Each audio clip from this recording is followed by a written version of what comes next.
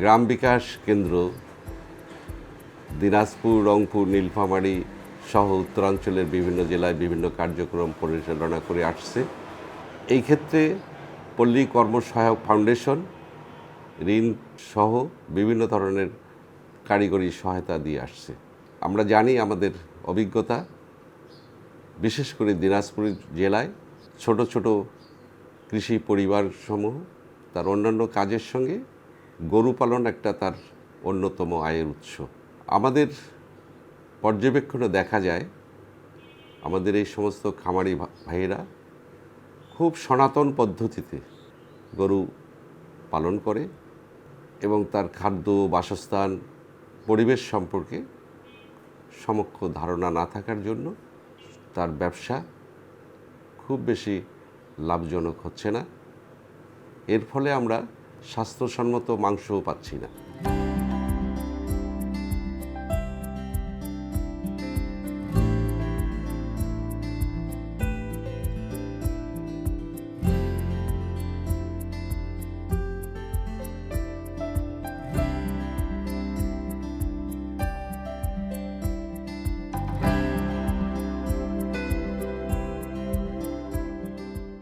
বাজার ব্যবস্থাটাও খুবই সনাতনী।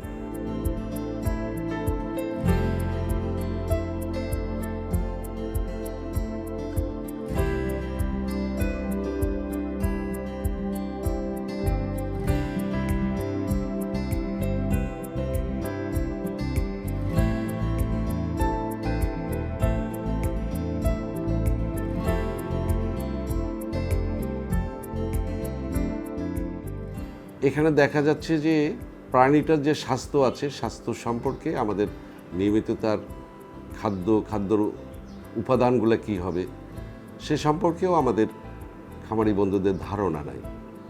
তার যে চিকিৎসা সেটাও ধারণার খুবই অভাব এবং নিয়মিত যে বিভিন্ন সেবা পাওয়া দরকার তার সে সম্পর্কে কে সেবা দিবে, কোথা থেকেই পাবো, স্বল্প মূল্যে পাবো, সেটাও খুব বেশি ধারণা নাই। এবং আমরা লক্ষ্য করছি যে ধীরে ধীরে একটা গরু থেকে 3টা, 4টা, 5টা বড় খামারে চলে যাচ্ছে।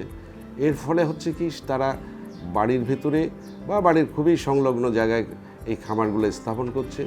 গোটা গ্রামটা, পাড়াটা এটা তার গরুর বর্জ্য দিয়ে একটা অস্বাস্থ্যকর পরিবেশ তৈরি হচ্ছে।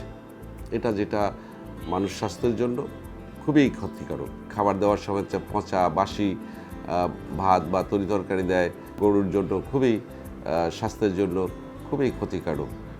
এই সমস্ত জ্ঞানের এত অভাব, সে খুব চেষ্টা করে কিন্তু তার এই ব্যবসাটা খুব লাভজনক হয় না। এই একটা পরিস্থিতি বিদ্যমান।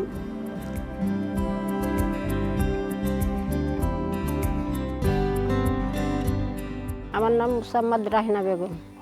আমি গরু পালি, দেশি গরু। যখন আজাড়ে মাঠে নিয়ে যাই, যখন বাড়িতে থাকে তখন বাড়িতে উড়ে যা জোরে তাই খেলি।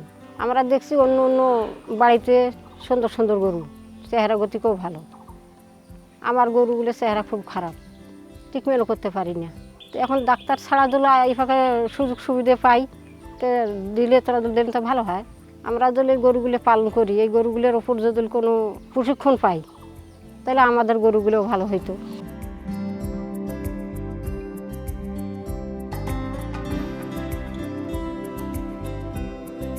আমার নাম নূর আমিন।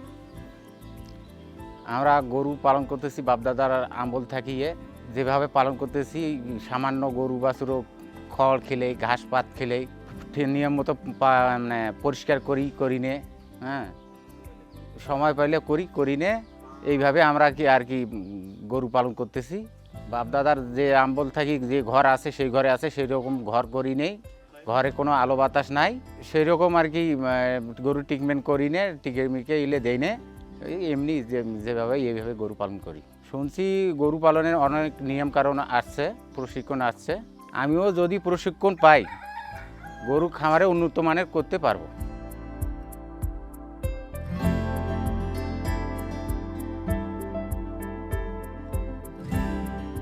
দিনাজপুর জেলার পার্বতীপুর উপজেলায় অসংখ্য গরুর খামার আছে। এসব খামারে যখন আমরা সার্ভে করি তখন দেখা যায় যে তারা সনাতন পদ্ধতিতে গরু লালন পালন করে এবং গরু মোটা তাজাকরণ করে। এসব ক্ষেত্রে যখন তারা কাজ করে তখন তারা কোনো ধরনের গামবুট ইউজ করে না, অর্থাৎ খালি পায়ে তারা গরুর শেডে কাজ করে। তারা হাতে কোনো গ্লোভস ইউজ করে না, মুখে কোনো মাস্ক পরে না, তাদের ভালো কোনো ড্রেনেজ সিস্টেম নাই, তাদের গরুর শেডে ভালো কোনো ভেন্টিলেশন নাই, অর্থাৎ আলো বাতাস যে প্রবেশ করবে এ ধরনের ভালো কোনো ব্যবস্থা নাই। তারা যে গোবরটাকে ভালোভাবে ব্যবস্থাপনা করবে, অর্থাৎ একটা নির্দিষ্ট জায়গায় ফেলবে, তার উপরে হচ্ছে একটা চালা দিবে, অর্থাৎ হচ্ছে যে টিনের চালা দিবে, সে ব্যবস্থাটাও নাই। এইভাবে তারা অস্বাস্থ্যকর উপায়ে গরু লালন পালন করতেছে।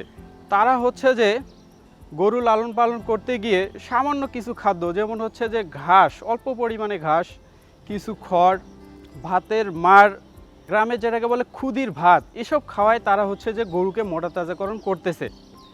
কোনো কোনো ক্ষেত্রে দেখা যায় যে কিছু অসাধু ব্যবসায়ী যারা গরু মোটা তাজাকরণের ক্ষেত্রে বিভিন্ন ধরনের স্টেরয়েড ইনজেকশন, হরমোনাল ড্রাগ অথবা আরও অনেক কিছু ব্যবহার করে, যেটা সম্পূর্ণ অবৈধ এবং নিষিদ্ধ।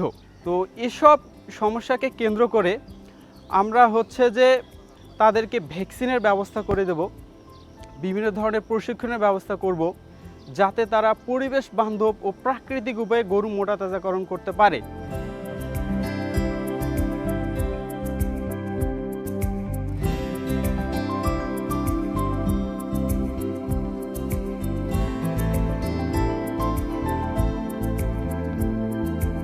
এই পরিস্থিতি থেকেই আমরা এবং অন্যান্য বিষয়গুলোকে বিবেচনা করে একটা প্রজেক্ট প্রপোজাল আমরা দাখিল করি।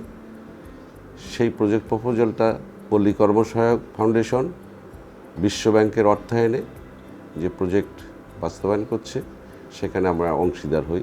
আমাদের অংশীদার হচ্ছে গরু মোটা তাজাকরণের মাধ্যমে আয় বৃদ্ধি এবং পরিবেশসম্মত স্বাস্থ্যসম্মত ব্যবস্থাপনা থাকা সেখানে।